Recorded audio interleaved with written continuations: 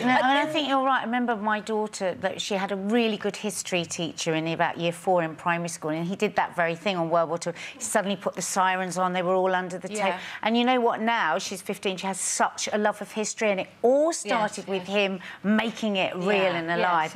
And I think there were probably good intentions there, but it just... They obviously had never had a 4-year-old.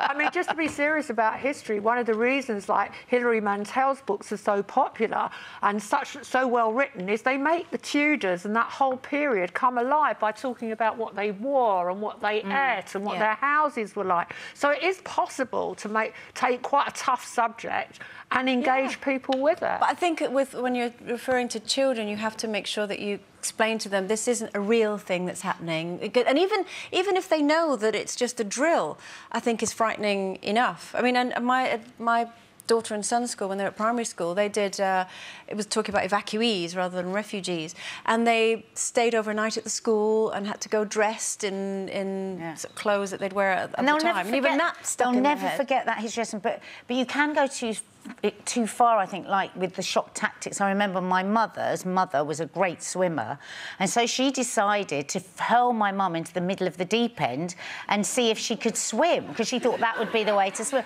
Well, my mum, 80 years old today, still her greatest fear, her only fear in life is that she'll drown. So I think that you just have to be really careful. That it's such a, you know, the flora of it almost, of the child playing with those shock tactics. Mum can't swim now. I know. Do you think you could have a Well, she can, but she doesn't move. She stays on the same spot, and we can't work out why.